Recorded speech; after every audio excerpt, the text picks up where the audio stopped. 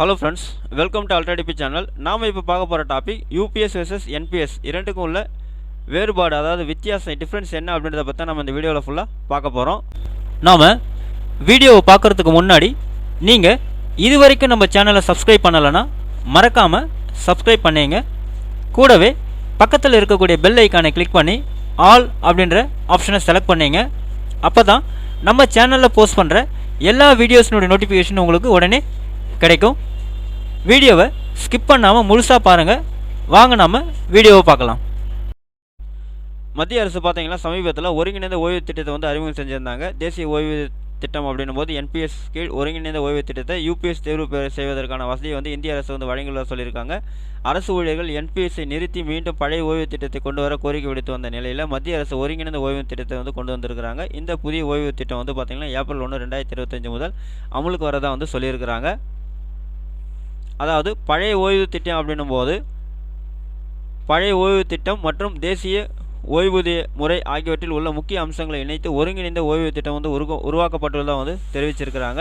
UPS என்பது ஒரு நிதி அடிப்படையிலான பணம் செலுத்தும் முறையாக அப்படின்னு சொல்லியிருக்காங்க. இது ஓய்வூதியதாரர்களுக்கு மாத ஓய்வூதியம் வழங்க ஊழியர்கள் மற்றும் நிறுவனங்களின் பங்களிப்புகளை சார்ந்துள்ளது அப்படின்னு சொல்லியிருக்காங்க.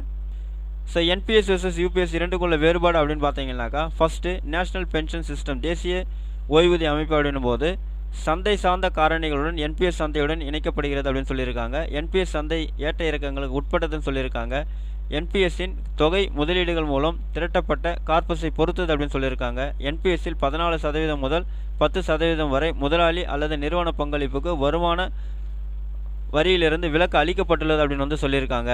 அதுவே பார்த்தீங்கன்னா ஒருங்கிணைந்த ஓய்வூதிய திட்டம் யூனிஃபைடு பென்ஷன் ஸ்கீம் அப்படின்னும் போது யூபிஎஸ் கடைசியாக பெற்ற சம்பளத்தின் அடிப்படையில் உறுதியான ஓய்வூதிய பணத்தை வழங்கதான் சொல்லியிருக்காங்க. யூபிஎஸ்ஸில் குறைந்த அபாயங்களே உள்ளனன்னு சொல்லியிருக்காங்க. ஏனெனில் இதில் ஓய்வூதியத்திற்கான உத்தரவாதம் உள்ளதுன்னு சொல்லியிருக்காங்க. யூபிஎஸ்ஸில் 10 வருட சேவைக்கு பிறகு மாதத்திற்கு 10,000 குறைந்தபட்ச ஓய்வூதியம் உறுதி செய்யப்படும் சொல்லியிருக்காங்க. யூபிஎஸ்ஸில் கூடுதலாக அரசாங்கத்திடமிருந்து 8.5% பங்களிப்பு கிடைக்கும் அப்படின்னு சொல்லியிருக்காங்க. ஸோ என்பிஎஸ்ஸின் கீழ் உள்ள ஊழியர்கள் யூபிஎஸ்ஸை தேர்ந்தெடுத்தவுடன் அவர்கள் மீண்டும் என்பிஎஸ்ஸுக்கு மாற முடியாது அப்படின்றது குறிப்பிடத்தக்கதுன்னு அவங்க சொல்லியிருக்காங்க.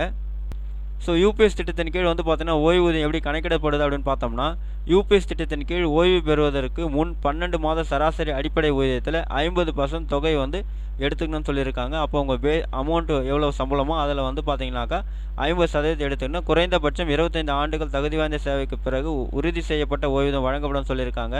குறைவான தகுதி வாய்ந்த சேவை காலம் இருந்தால் விகிதாச்சார ஓய்வூதியம் வழங்கப்படும் சொல்லியிருக்காங்க. குறைந்தபட்சம் 25 ஆண்டுகள் தகுதி வாய்ந்த சேவைக்கு பிறகு தன்னார்வ ஓய்வு பெற்றால், பணியாளர் பணியில் தொடர்ந்திருந்தால் அவர் ஓய்வு பெற்றிருக்க வேண்டிய தேதியிலிருந்து உறுதி செய்யப்பட்ட ஓய்வூதியம் தொடங்கும் அப்படின்னு சொல்லியிருக்காங்க. ஸோ அப்போ இதில் முக்கிய அம்சங்கள் அப்படின்னு நம்ம பார்த்தோம்னா, ஊழியர்களின் பங்களிப்பு அடிப்படை ஊதியம் ப்ளஸ் அகவிலைப்படியில் 10% இருக்கும். மத்திய அரசின் பங்களிப்பு அடிப்படை ஊதியம் ப்ளஸ் அகவிலைப்படியில் பார்த்தீங்கன்னா 10% இருக்குன்னு சொல்லியிருக்காங்க. இரண்டும் ஒவ்வொரு பணியாளரின் தனிப்பட்ட கார்பஸிலும் வர வைக்கப்படும் சொல்லியிருக்காங்க. யூபிஎஸ் விருப்பத்தை தேர்ந்தெடுத்த அனைத்து ஊழியர்களுக்கும் அடிப்படை ஊதியம் ப்ளஸ் அகவிலைப்படியில் 8.5% கூடுதல் பங்களிப்பு அளிக்க அப்படின்னு சொல்லியிருக்காங்க. யூபிஎஸ் விருப்பத்தின் கீழ் உறுதி செய்யப்பட்ட கொடுப்பனவுகளை கொடுக்க ஏதுவாக கூடுதல் பங்களிப்பு அரசு செய்கிறதா சொல்லியிருக்காங்க.